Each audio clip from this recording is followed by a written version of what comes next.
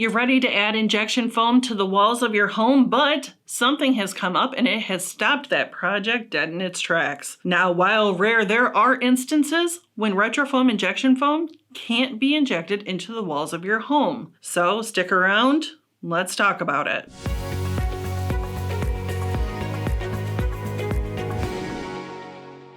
Now, there are actually a few reasons why injection foam can't be installed into those exterior walls, so let's just jump right in. First of all, when your house was built, if they used glued in cellulose. Now, essentially what they did when they built the house in the walls, they put up mesh and they blew in glued in cellulose. Now, if that is in your wall cavities, injection foam can't be installed. Why, you ask? The injection foam, when it's injected, if there's glued in cellulose, you can't actually compress that. It's hard, it's glued. Now with fiberglass or loose cellulose, those actually compress and you're able to fill the cavity. Glued in cellulose, there's not even enough room to run the hose up and down the cavity to try and fill it with foam in the first place. So there's not a great fix for it aside from completely demoing the wall because it's glued to the wall assemblies. So in that case, obviously you can't use injection foam and there's not really a great fix for that one, unfortunately. Now, we have run into instances where we go to homes and they don't have any sheathing. Now, you're probably wondering, what is sheathing? It's actually the particle board on the other side of your siding. That sheathing acts as a barrier for the foam. Without it, there's no place to actually inject. There's not an enclosed cavity once you take the siding off. So what options do you have available to you if your home doesn't have sheathing? First, you can take all the siding off of your home and add sheathing. Once the sheathing's added, the foam can be injected because you have that barrier needed to inject the foam and hold it in place.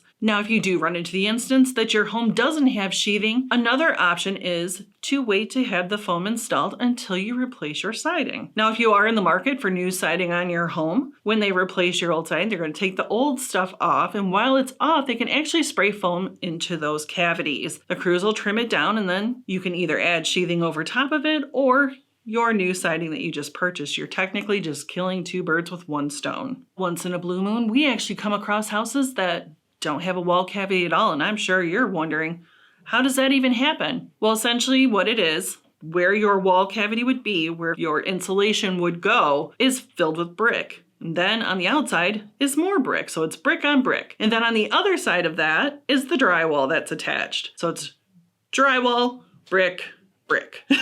There's no cavity. There's no opening. You can't put injection foam in there. Honestly, there's not a lot of great insulation options to be able to insulate this wall because there's not any place to put the insulation at. So what about homes that have stapled in paneling or nailed in paneling? And I'm talking specifically like the small carpentry nails. Walls like that, that's not the best fit for injection foam, and I'm going to explain why. Now, injection foam doesn't expand the way that an open cell spray foam does, but it does have a lot of pressure. There's pressure in the hose pumping that foam into the wall cavity. That pressure can pop those staples and those small nails, causing the paneling to push out. Is there a fix for this?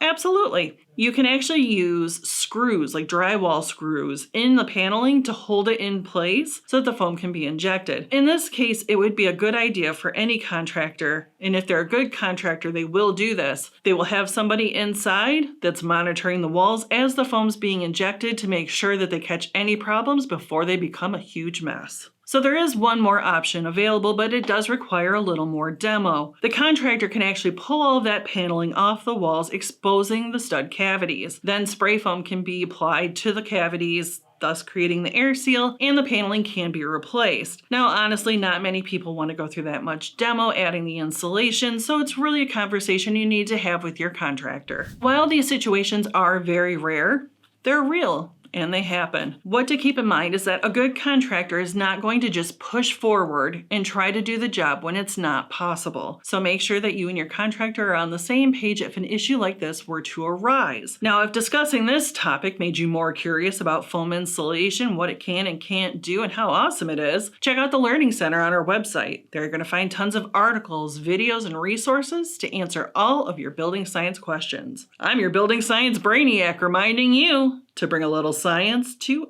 every project.